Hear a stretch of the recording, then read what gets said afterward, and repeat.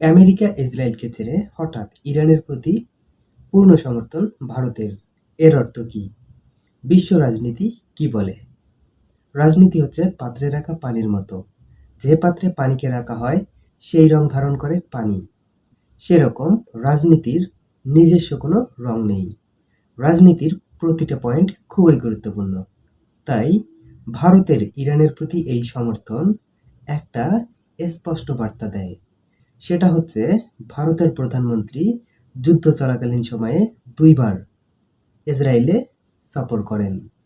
সেই ভারত এবং ভারতের প্রধানমন্ত্রী নরেন্দ্র মোদী হঠাৎ করে ইরানের প্রতি সমর্থন যখন জানায়, এর অর্থ একটাই, ২টা পরাশক্তি আমেরিকা এবং ইসরায়েলকে উপেক্ষা করে যখন ইরানের পক্ষ নেয়, এর মানে একটাই দাঁড়ায়, ভারত দেখতে পেয়েছে এই মুহূর্তে ইরান, ইসরায়েল এবং যুক্তরাষ্ট্রের মধ্যকার এই যুদ্ধে ইরান কোনোভাবেই হেরে যাবে না।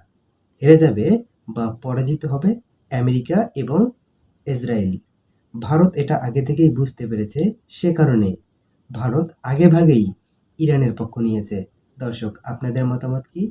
কমেন্টে জানিয়ে দিন। আর হ্যাঁ, সম্ভব হলে চ্যানেলটিকে সাবস্ক্রাইব করে পাশে থাকবেন। ধন্যবাদ।